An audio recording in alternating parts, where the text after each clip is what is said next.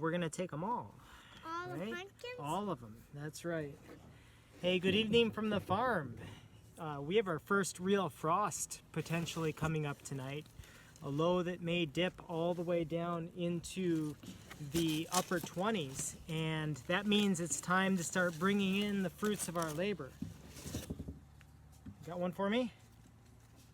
Thank you. I'm gonna get that. Look at all the pumpkins we got. This is glorious. Let me show you. Look at this trailer. That's a lot of pie. Well, the story with all these pumpkins is that although we aren't growing winter squash commercially this year, I had a whole wedge left over in the field that I set aside for the zucchini and summer squash. And I wanted to fill it with a cucurbit. That is, something in the same family as the summer squash. And winter squash it attracts the same sorts of pests. And, that was the area that, we're going to have the poultry on to eat all the bugs.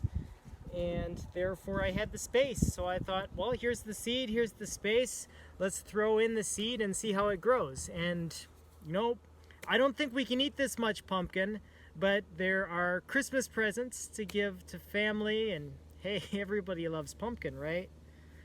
In any case, this all needs to get down into the basement, because what happens with this squash, some squash can tolerate a light frost, 32, 31, maybe even 30 for these pie pumpkins, but it might get a little colder than that tonight. So we're not going to risk it. Too much work to harvest this and grow it. We're going to get it all down in the basement.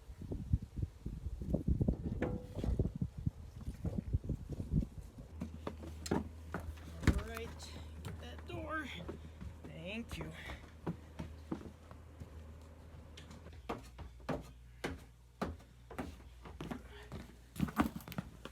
Well, Rosemary actually brought in all our butternut and spaghetti, and we have a couple red curry already in here. These are called Georgia Candy Roasters, and we've never grown these before. I look forward to trying them. But in any case, this is our winter supply of those forms of squash. And they keep for different lengths. These pumpkins, I'll put some on the shelf here, but most of them are going to keep separately because they're the first thing to go bad. I mean, these delicata squash will last a while.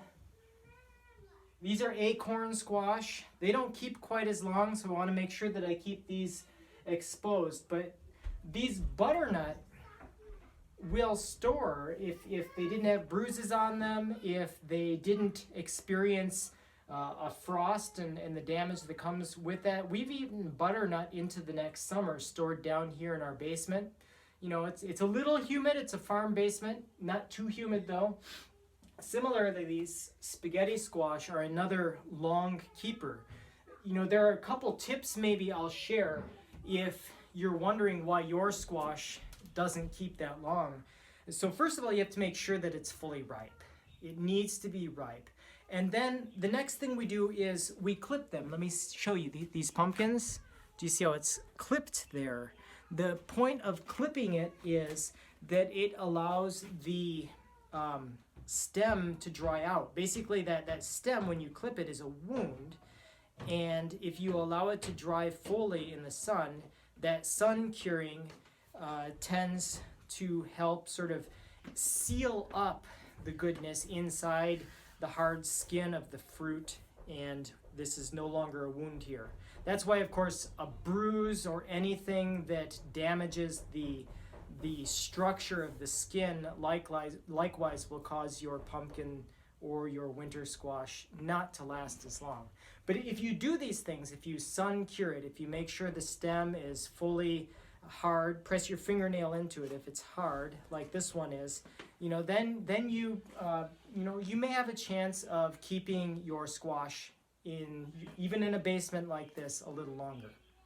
One more tip would be to check on it regularly. We'll go through and we'll notice that no matter how hard we try, you'll get something with a bad spot. And what you do is you use the ones that are starting to go bad and you leave the ones that aren't. Make sure you remove anything that's starting to mold or go bad, because that obviously can spread. Those spores can spread from one fruit to another. So, this is not just a one and done deal where you put it down in the basement and you're good to go. But, leave it spread out as best you can. Ideally, they wouldn't be stacked like this, but, when you have that much space, right? But we're always peeking underneath as we bring up and use. And, all through the winter, we're taking them out if they start to go bad. And we're left with the very best of the best that made it through, even in the summer, before, we have anything else from the garden to eat. We can draw from down here in the basement.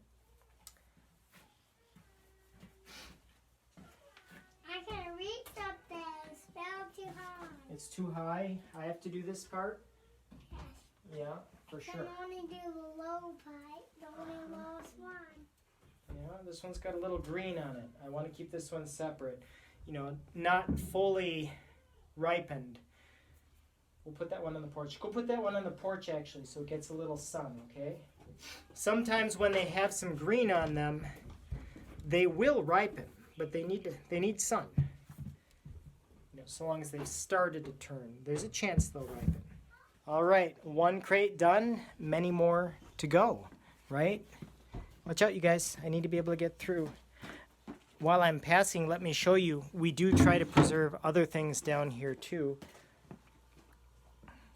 Obviously, tomato vines cannot take a frost, period. But what you can do is this.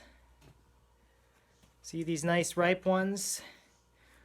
These ones up top were green when I brought them down here before the first light frost we had. I was worried it'd be a heavier frost. But now they're red, because green tomatoes, and look at this shelf. We brought all those in last night before the patchy frost.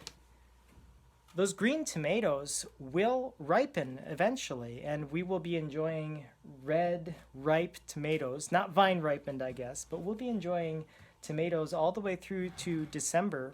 Well, unless we eat them sooner, I guess. But really, they won't really dry out for another month and a half or so, the ones that are the greenest. So there are lots of little tricks like this. Things that you can do to prolong your eating of the fresh vegetables just a little bit longer. Are you going to help me cover the peppers too? All right, come on. So, besides the tomatoes, another crop that can't tolerate any frost whatsoever are the peppers. And I don't know why, we've always had such a hard time getting our peppers to produce in proper season, and we're always trying to prolong the season at the end, because now our peppers are great, but it's October. It's so frustrating. I wish that they had produced better earlier. The fact is, though, we really want those peppers, and let's see if we can cover them. Let's see if we can keep the frost from burning them. Look at all these peppers that, they just need a little bit longer, right? Oh, look at that. So many plants. The jalapenos here. This one might have been burned a little by the last frost. You can see a couple leaves that are shriveled. Even the light frosts, we have to cover them. Oh, but look at all the peppers yet. Oh, pretty, pretty ones. Look at this. And the peppers just keep on going like that. Sweet peppers, hot peppers, nice long ones like this, still to turn color. Ooh, look at these pretty purple ones. Are some actually ripe? Yep, we could harvest them, but I think if we cover them, they'll be fine. Well, we're going to leave them here tonight. The long and the short of it, though, is that this is a treasure, and it's a treasure which has yet to produce, if only we can extend the season a little longer. So a cover can protect the peppers, and it may or may not be enough. We'll see. Which side do you want me to be on? You're going to stay on this side and make sure that I get it over, okay? Can you spread that out? Like, Yep, like that. That's how you do it. Get it over.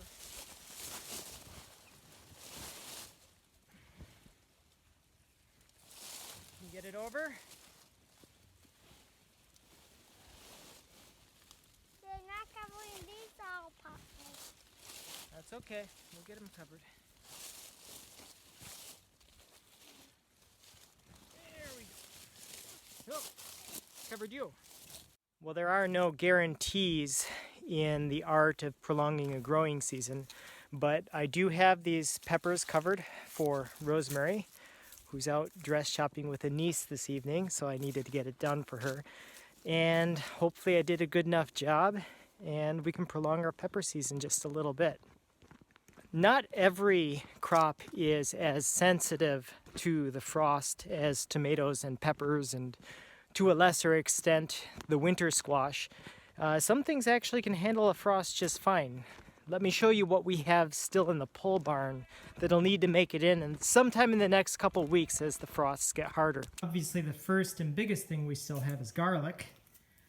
We've got these braids of Laura's Italian, which are for sale, and our own planting garlic. Still some ugly duckling left to sell, but look at the wall here. Not only does Rosemary braid that Laura's Italian garlic, but she also braids our personal supply of onions. No, these aren't for sale. This really is. We really, as a family, will eat this many onions this winter. But these are in the pole barn and they'll stay here tonight. They're good for a couple frosts, especially here in the pole barn where we've got a couple extra degrees. They'll come in the next few weeks, but they're fine for tonight. The other thing we have over here is our potatoes. I don't even know how many potatoes are under that kiddie pool. We'll probably have enough to offer some to extended family as well, just like we will with the pie pumpkins.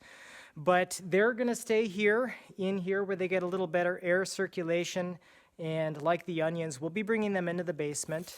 We actually don't have ideal storage conditions for the potatoes. It would be better to have them in a cooler place than the basement, but we make do. There are also cabbages still out in the field.